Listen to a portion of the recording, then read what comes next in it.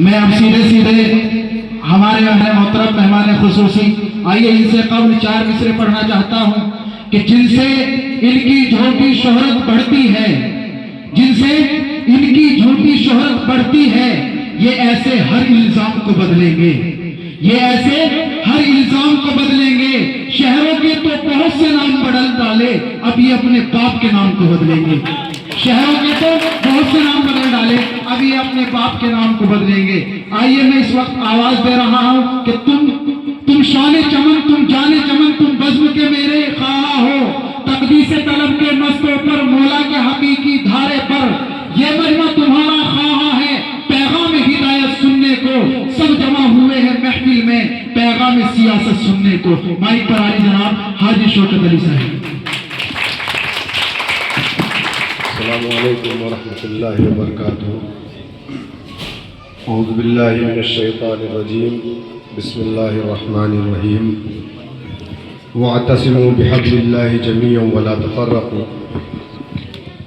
آج کے اس نقل سبھا میں تشریف فرما آل انڈیا مجلس اتحاد المسلمین کے تمام ذمہ دار ساتھی، چونکہ ناموں کی فہرست بہت لمبی ہے اور وقت ہم لوگوں کے پاس کم ہے، تو میں تمام اپنے ذمہ داروں سے معافی چاہتا ہوں۔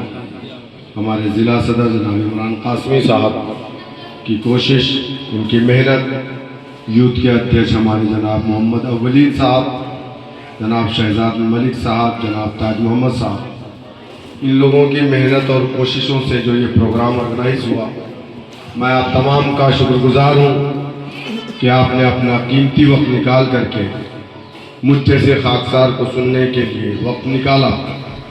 میرے دوستوں، میرے بزرگوں، ابھی مولانا نے مسجد کے اندر ایک بات کہی تھی کہ سیاست بھی دین کا ایک حصہ ہے۔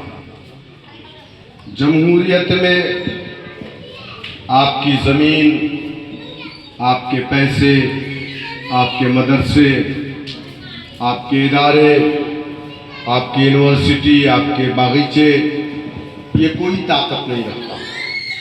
جمہوریت میں اگر سب سے بڑی کوئی طاقت ہے تو اس طاقت کا نام سیاست ہے۔ جس سماج نے، جس قوم نے سیاست میں حصہ داری نہ لی، جمہوری ملک میں اس سماج کی کوئی پہچان نہیں ہوتی۔ آپ کو ابھی سلمان صاحب نے تھوڑا اشاروں میں بات کہی کہ اس دیش کے اندر ہر سماج کا اپنا ڈنڈا، اپنا جھنڈا، اپنا نیتا، اپنا سیاسی پلیٹ فارم ہے، لیکن اس دیش میں بسنے والے 25 کروڑ 25% مسلمان، ان کا نہ اپنا کوئی سیاسی پرچم ہے، نہ ان کا کوئی اپنا سیاسی وجود ہے، نہ ان کا اپنا کوئی سیاسی لیڈر ہے۔ جب بھی تھوڑی دیر بولیں گے، آپ لوگ سن لیجئے، آپس میں بات بعد میں کریں گے، ٹھیک ہے؟ ارے کوئی بات نہیں ہے، گرم نہیں ہوگا، چلیے۔ جب بھی دیش کے اندر الیکشن آتا ہے تو جو مسلم قیادت والی پارٹی وجود میں آتی ہے، اس پر الزام یہ لگایا جاتا ہے کہ یہ فلاں کی بی ٹیم ہے، یعنی اس سیاسی جماعت کو کھڑا ہونے سے پہلے اس پر الزام لگا کر کے اس جماعت کو ختم کرنے کی کوشش کی جاتی ہے۔ بہت ساری پارٹیاں بنی، آپ جانتے ہیں، مجھے آپ کو بتانے کی ضرورت نہیں ہے، لیکن کہیں نہ کہیں وہ احساس کمتری کا شکار ہو کر کے واپس چلے گئے۔ لیکن ہم چونکہ موٹی چمڑی کے لوگ ہیں اور ہم ایک ایسے ضدی استاد کے شاگرد ہیں جو اپنی بات ایک بار کہہ دیتا ہے تو وہ کمان سے نکلا ہوا تیر جو واپس نہیں دیتا، ہم اس کے شاگرد ہیں۔ ہم پر دنیا کچھ بھی الزام لگا لے، لیکن میں جانتا ہوں اللہ سبحانہ وتعالیٰ کی چھت کے نیچے کھڑا ہوں، جب ہم صحیح ہے تو دنیا ہم پر الزام لگا کر کے ہمیں رسوا اور ذلیل نہیں کر سکتی۔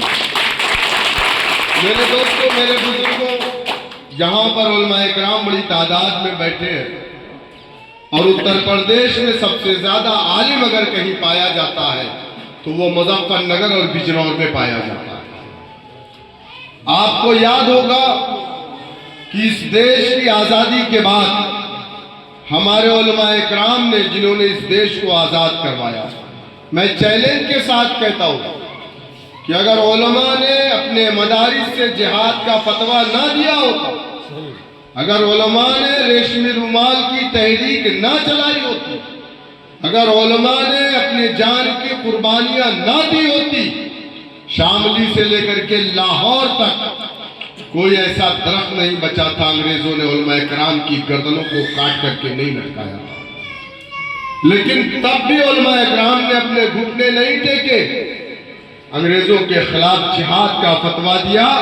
مسلمانوں کا ایک ایک بچہ آج بھی اپنے علماء کرام کی باتوں پر یقین رکھتا ہے اور اس یقین کے ساتھ انگریزوں سے جہاد کیا، تب جا کر کے وطن عزیز آزاد ہو گیا۔ ہم سے غلطی کہاں ہوئی، چوک کہاں ہوئی؟ کیونکہ ہم نے غیروں پر بھروسہ کیا۔